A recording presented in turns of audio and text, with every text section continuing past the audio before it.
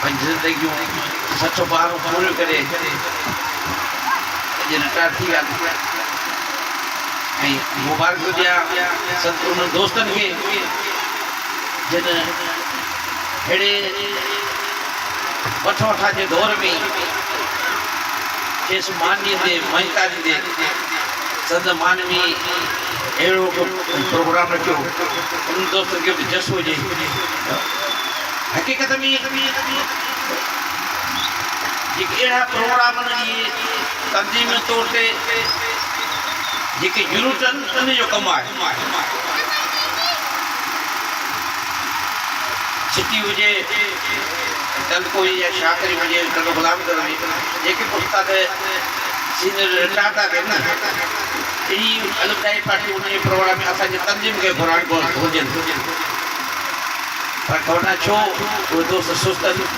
ऐं इनशाला जल्दी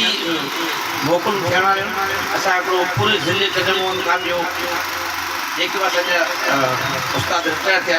उन जे मानी में हिकिड़ो तारीख़ी वॾो प्रोग्राम घुराईंदासीं उन लाइ मूं दोस्तनि खे अर्ज़ु करे छॾियो आहे उन मुंहिंजे साईं उन बख़्शी जो नालो हूंदो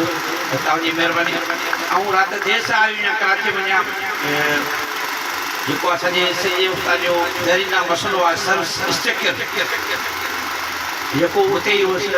अलहमदुल्ला इहा बि तव्हांजे अॻियां ख़ुशख़बरी ॿुधाईंदो हलां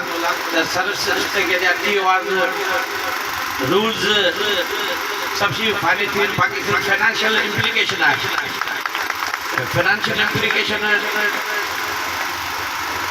सूमर आङरा ताईं इनशाला या अरबा ताईं कंप्लीट थी वेंदी ऐं ईंदड़ हफ़्ते में इहो जेको सॼे प्राइवेट उस्ताद जो सर्विस स्ट्रक्चर आहे सर्विस स्ट्रक्चर माना सॼे प्राइवेट उस्ताद जो 17 अरिड़हों 19 20 ग्रेड इनशाला अलाह पाक कयो सूबाई वज़ीर तइलीम जेको सॼे प्राइवेट उस्ताद जो वाइदो कयो आहे प्राइमरी उस्तादनि जी 70 सालनि जी तारीख़ में कॾहिं बि प्राइमरी उस्ताद खे गज़ट या अॻिते जा वधण जा मौक़ा न आहिनि मिलिया। हक़ीक़त में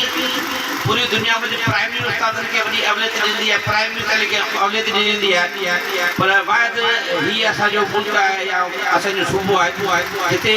प्राइमरी उस्तादनि जी का बि इज़त या हैसियत या जेको मान मर्तबो मञता मिलणु खपे उहा उनखे नथी मिले। अहिड़ी वठ वठा जे दौर में अणहूंद बि हिते सरकारी स्कूलनि में न पीअण जो पाणी हुजे न बीहण जे लाइ फर्नीचर हुजे न को कंपाउंड वॉल हुजे न वॉशरूम हुजे उन बावजूदि बि सॼे प्राइमरी उस्ताद पाण मञायो आहे ऐं सूबाई हुकूमत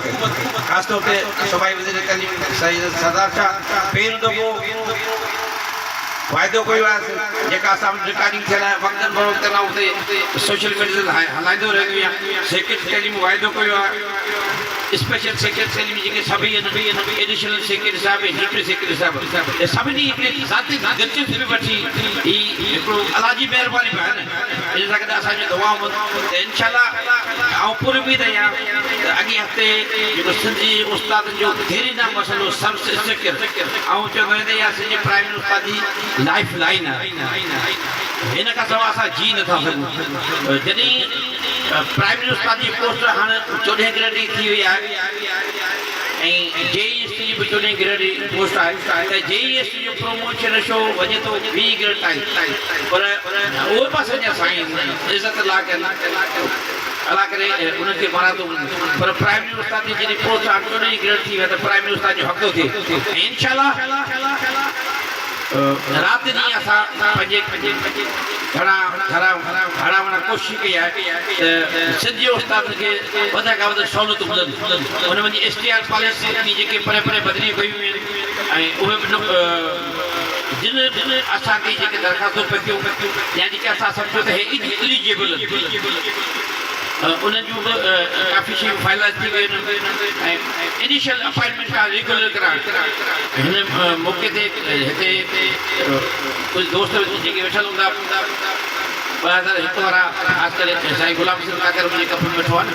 इहे सभु दोस्त आहिनि 2008 वारा 10 वारा 14 वारा 18 वारा इनशाला इन जे लाइ बि असां गुज़ारिश कई आहे सेक्रेटरी साहिब खे सेक्रेटरी साहिब इहो मञियो आहे त इहे जेके उस्ताद भर्ती थिया हुआ इहे वेकेंट पोस्टुनि ते भर्ती थिया हुआ ख़ाली पोस्टुनि ते भर्ती थिया हुआ इहा का नई एसएलई न हुई इन जे लाइ इंशाअल्लाह उनजी समरी दोबारा मूव करे पिया वञूं दुआ करियो अलाह कंदो त उहा सिंधी उस्ताद जो वॾी वॾो मसइलो आहे स्थल आऊं त चवां थो त जेके टेस्ट पास उस्ताद उनजी वॾी वॾो मसइलो इहो आहे एडिशन अपॉइंटमेंट का रेगुलर का इंशाअल्लाह उहो हल थी वेंदो बाक़ी ज़िंदगी रही इंशाअल्लाह अहिड़ा प्रोग्राम कंदा रहंदासीं मूंखे थोरी देरि आहे